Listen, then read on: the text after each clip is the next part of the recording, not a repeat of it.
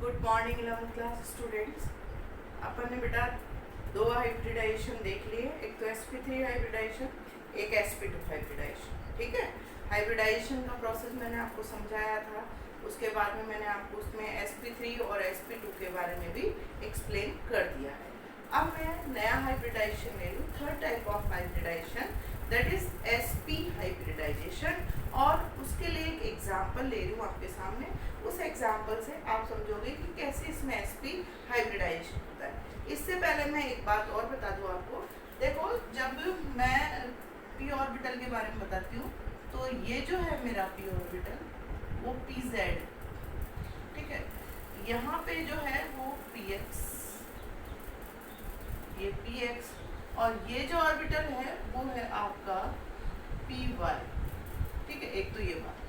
दूसरा, जब s orbital और s ऑर्बिटल जब मिलते हैं तो वो सिग्मा बॉन्ड फॉर्मेशन करते हैं। ऑर्बिटल ओवरलैपिंग कॉन्सेप्ट से मैंने आपको समझाया है।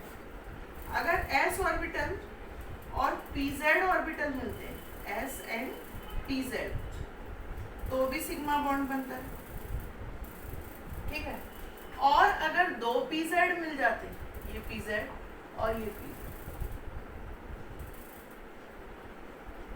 तो भी सिग्मा बॉन्ड बनता है।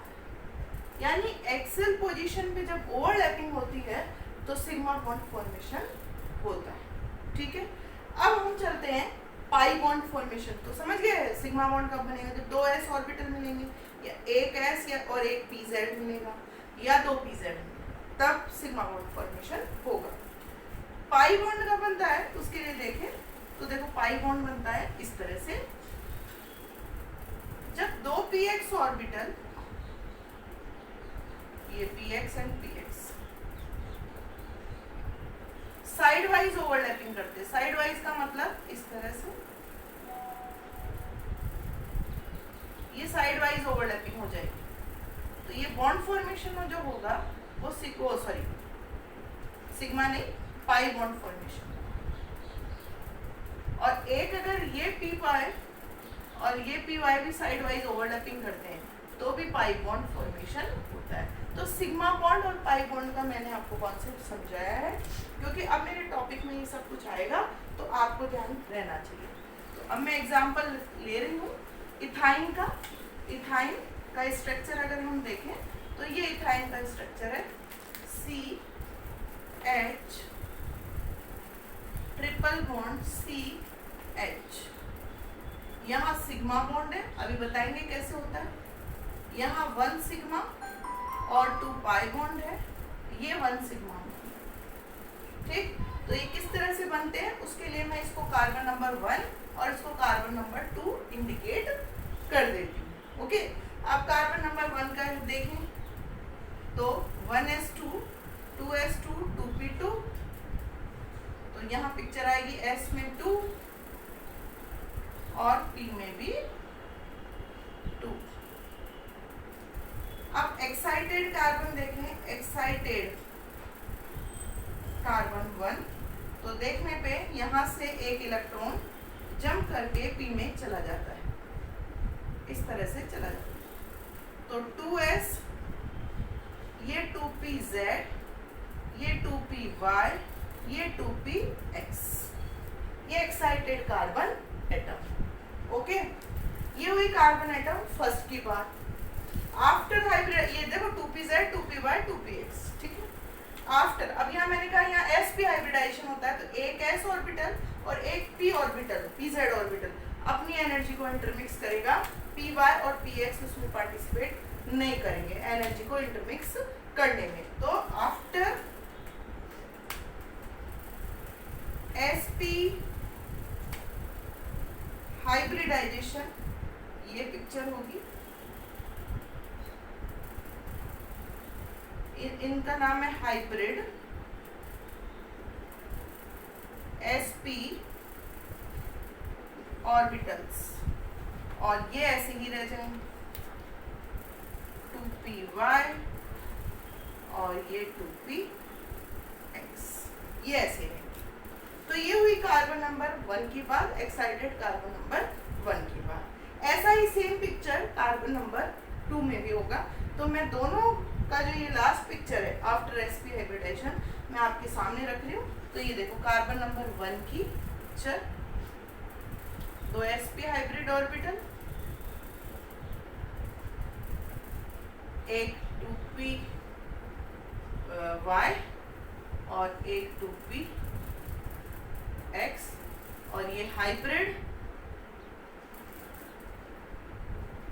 sp orbitals. ठीक है, ऐसे कार्बन नंबर 2 की बात करें, सेम वही पिक्चर, दो इस तरह के, एक 2py एक 2px, और ये रहा आपका हाइब्रिड sp ऑर्बिटल। ठीक है, ये कार्बन नंबर 1 और कार्बन नंबर 2। अब देखो कार्बन कार्बन के बीच मैंने एक सिग्मा बॉन्ड बोला है, तो देखो सिग्मा बॉन्ड कैसे बनेगा, ये बॉन्डिंग होगी हाइब्रिड sp और हाइब्रिड sp से, ये सिग्मा बॉन्ड बनेगा कार्बन कार्बन के बीच में।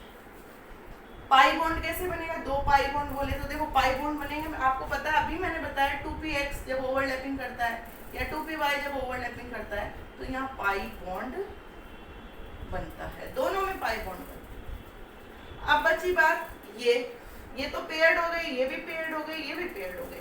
अब बचा sp ऑर्बिटल्स, इनका क्या करना है, तो देखो हाइड्रोजन के साथ ये बॉन्डिंग बना रहे हैं, आपको दिख रहा है, तो हाइड्रोजन का 1s ऑर्बिटल 1s के साथ यहाँ बॉन्डिंग बनेगी सिग्मा बॉन्ड, और हाइड्रोजन के 1s ऑर्बिटल के साथ यहाँ बॉन्डिंग बनेगी, ये भी आपका सिग्मा बॉन्ड। तो इस तरह से ये सिग्मा बॉन्ड फॉर्मेशन होता है। तो समझ में आया, कार्बन हाइड्रोजन के बीच में सिग्मा बॉन्ड, कार्बन और हाइड्रोजन के बीच में, 2 कार्बन कार्बन के बाद बीच में सिग्मा बॉन्ड, ये भी दिख रहा है, 2 कार्बन कार्बन के बीच पाई बॉन्ड, ये भी आपको दिखाई दे रहा है। ठीक है, और पूरा आपको पिक्चर समझ में आ गई होगी। तो इस तरह से मैंने आपको sp हाइब्रिडाइजेशन बताया।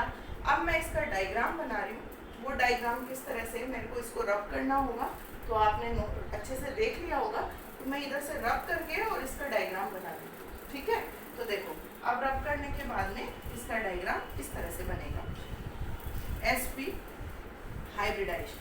तो मैं हाइब्रिड sp ऑर्बिटल लेती हूँ जो आपस में सिग्मा बॉन्ड बना रहे हैं। तो ये देखो,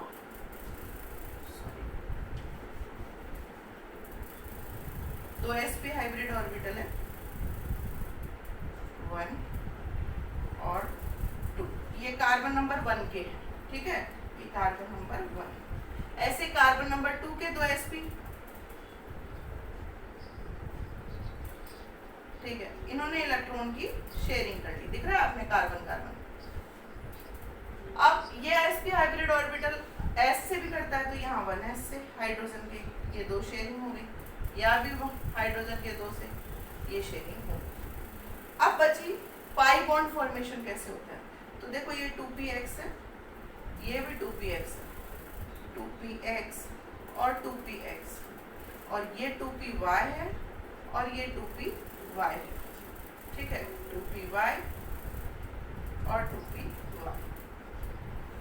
इनको मैंने थोड़ा सा शेडिंग कर दी है अनहाइब्रिड ऑर्बिटल को, इसको भी मैं शेडिंग कर देती हूँ अनहाइब्रिड, और क्योंकि हाइब्रिडाइजेशन में पार्टिसिपेट नहीं कर रहे, आप देख रहे होंगे ये हाइब्रिडाइजेशन में पार्टिसिपेट। यहाँ जो बॉन्डिंग है ये वाली px के बीच में ये पाई बॉन्ड, और py के बीच में ये भी पाई बॉन्ड।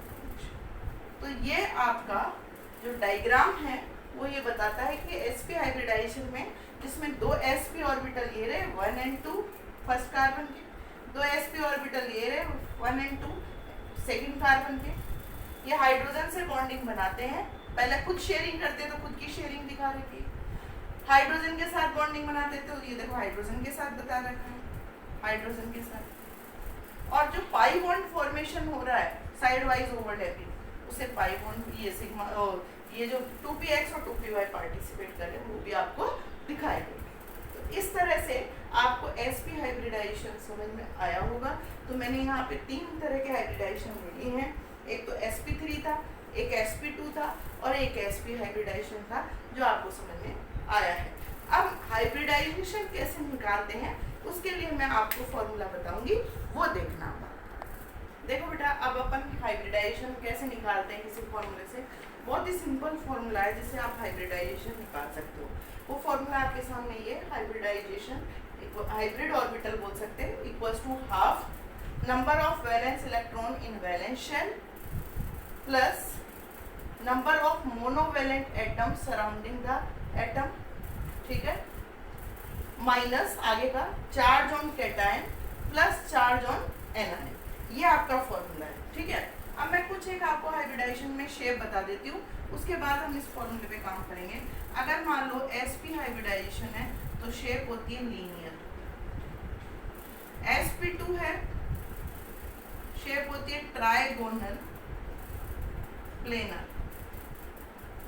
sp3 है शेप होती है टेट्रा हेड्रल, sp3d है शेप है आपकी ट्राइगोनल बाय पिरामिडल। और अगर शेप है sp3d2 हाइब्रिडाइजेशन, तो शेप होती है ऑक्टाहेड्रल। तो देखो क्या क्या शेप है, sp लीनियर, sp2 की trigonal planar, sp3 tetrahedral shape होगी, sp3d ट्राइगोनल बाय पिरामिडल, ठीक है, और sp3d2 में ऑक्टाहेड्रल। ये तो आपको समझ में आ गया होगा। अब अपन चलते हैं इस फॉर्मूले को लेके हम काम करेंगे और शेप्स डिसाइड करेंगे। तो मेरे पास में सबसे पहला है मीथेन। आपको पता है sp3 है, अब मैं इसको प्रूव करती हूँ इसमें sp3 हाइब्रिडाइजेशन कैसे है। तो देखो, मीथेन में half number of valence electron, carbon के पास में 4 वैलेंस इलेक्ट्रॉन है सेंट्रल एटम के पास में। ये जो वैलेंस इलेक्ट्रॉन की बात होती है, नंबर ऑफ वैलेंस इलेक्ट्रॉन, वो सेंट्रल एटम की होती है। तो सेंट्रल एटम कार्बन है और कार्बन के पास जो वैलेंस इलेक्ट्रॉन है वो है आपके 4, ठीक है। अब उसके बाद में आपको आगे पूछते हैं number of monovalent atom surrounding the atom. तो देखो, कार्बन के साथ में ये हाइड्रोजन है और इनकी वैलेंसी +1 होती है, तो ये मोनोवैलेंट है। कितने एटम है, 4, तो +4।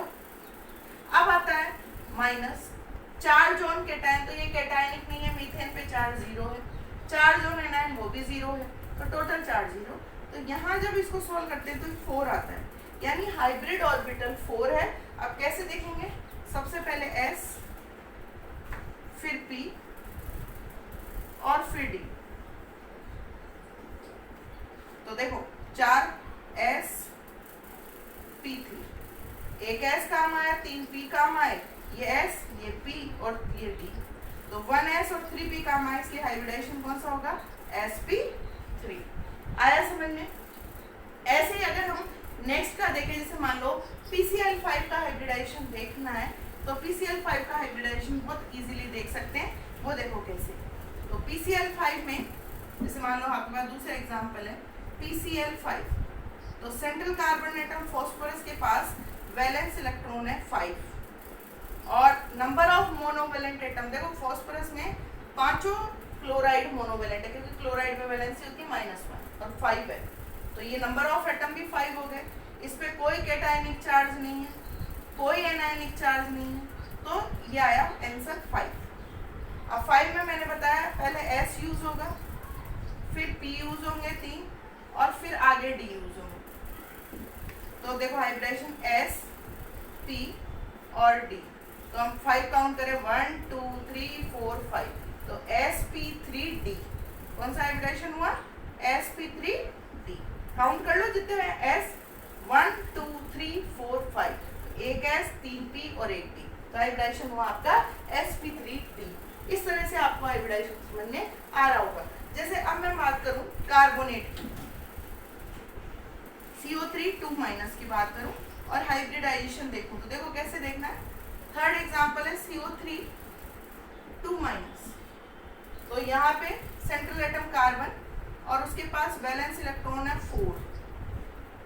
अब ये कार्बन 3 ऑक्सीजन से बॉन्डेड रहता है और ऑक्सीजन जो है वो मोनोवेलेंट नहीं है, वो डाईवेलेंट है, 2 वैलेंसी होती है। तो number of monovalent atom carbonate के पास कोई भी नहीं है, सारे डाईवेलेंट है, तो यहाँ आएगा 0 minus charge on cation, cationic नहीं है एनायनिक चार्ज है, और चार्ज ऑन एनायन 2। यहाँ प्लस माइनस नहीं लगाना, नंबर लगाना होगी, तो 2 लगा दिया, ठीक है। अब देखो 1/2, अब 4 में से 2 गया तो आपका ये रहता है 4, और ये हुआ आपका, सॉल्व करोगे तो ये आता है आपका 6, इसको सॉल्व करेंगे तो जब हम करेंगे तो 3 हाइब्रिडाइजेशन रह जाता है, ठीक है। तो 3 का मतलब 1 S और 2 P, तो कार्बोनेट में जो हाइब्रिडाइजेशन होगा वो sp2 होगा, ठीक है।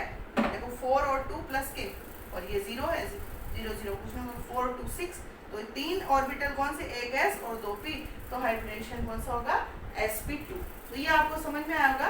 हाइब्रिडाइजेशन निकालने के लिए वापस बोल रही हूँ formula, half number of valence electron in valence shell in central atom, in central atom, और फिर number of monovalent atom surrounded on in central atom, फिर चार्ज ऑन कैटायन और चार्ज ऑन एनायन। तो इस तरह से आपको ये बात मेरी समझ में आई होगी। आज मैंने हाइब्रिडाइजेशन का टॉपिक कंप्लीट कर दिया।